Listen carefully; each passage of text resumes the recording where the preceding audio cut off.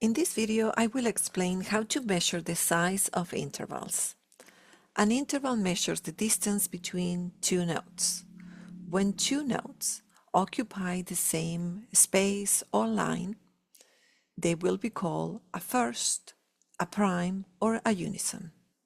C to C is then a first, a prime, or a unison.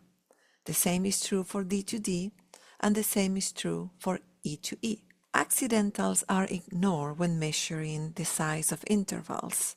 Only the position of the notes on the staff matters. For example, C to C sharp is still a first, D to D flat is still a first, and A sharp to A flat is still a first. As notes become further apart on the staff, the interval size increases. So the distance between C to D is a second, D to E is a second, and E to F is a second. Notice that in a second, one of the notes is going to be positioned on a line and the other one positioned on a space. For example, D is positioned on a space and E is positioned on a line. E is positioned on a line and then F is positioned on a space. A third will be the space between three notes. So in a regular scale, we have C, D, and E.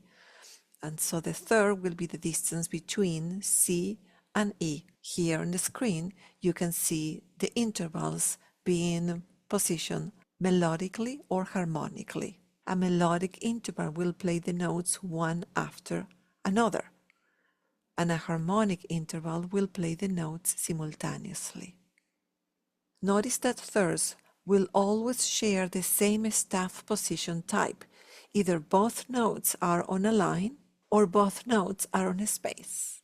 Notes that are 4 notes apart are considered a fourth. So C to F, D to G, and E to A are examples of fourth. Notes that are 5 notes apart in the scale are considered fifth. Here we have C to G, D to A, and E to B. 6 notes apart are considered sixth. When two notes are 7 notes apart are considered a seventh. And when notes are exactly 8 notes apart, we repeat the same note type, and this is considered an eighth or an octave.